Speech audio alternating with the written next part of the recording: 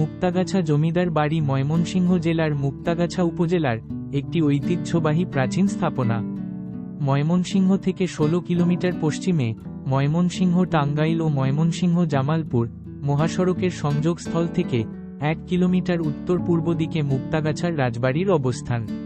মুক্তাগাছার তদানীন্তন জমিদার ব্রিটিশ রাজন্য কর্তৃক প্রথমে রাজা এবং পরে মহারাজা উপাধি পেয়েছিলেন, বিধায় জমিদারের বাসভবন রাজবাড়ি হিসেবে আখ্যায়িত হতো।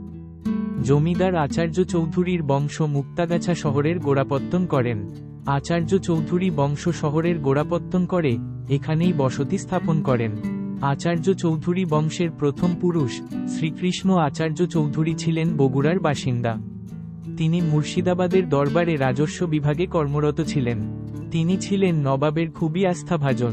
নবাবের দরবারে রাজস্ব বিভাগে কর্মরত থাকা অবস্থায় ১১৩২ সালে তিনি সেই সময়ের আলাপসিং পরগনার বন্দোবস্ত নিয়েছিলেন।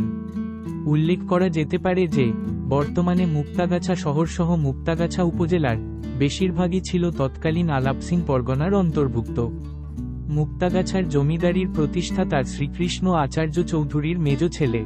এ বংশের জমিদার আটানি বাড়ির জমিদার বলে পরিচিত। মুক্তাগাছার জমিদারির মোট অংশ ১৬টি। ১৬ জন জমিদার এখানে শাসন করতেন। মুক্তাগাছা রাজবাড়িটির প্রবেশমুখে রয়েছে বিশাল ফটক। প্রায় ১০০ একর জায়গার ওপর নির্মিত এই রাজবাড়িটি প্রাচীন স্থাপনাশৈলীর অনন্য নিদর্শন। মহাশ্মশান খ্যাত কবি কায়কোবাদ মুক্তাগাছা পোস্ট অফিসে চাকরিকালীন সময়ে রচনা করেছিলেন অনেক কাব্যগ্রন্থ। বাংলা ১৩১৬ সালে গবেষক যোগেন্দ্র প্রসাদ দত্ত রচনা করেছিলেন জীবনী গ্রন্থ রাজা জগৎকিশোর। ময়মনসিংহের মুক্তাগাছার নাটকের ঐতিহ্য দীর্ঘকালের। এখানকার সাংস্কৃতিক পরিমল একসময় ছিল অত্যন্ত বৈচিত্র্যপূর্ণ। নাটক, সাহিত্য, সংস্কৃতি প্রভৃতিতে ছিল মুক্তাগাছার জমিদারদের স্বতঃস্ফূর্ত অংশগ্রহণ। আর নাটক আরও জনপ্রিয় করেছে ঘূর্ণায়মান মঞ্চ।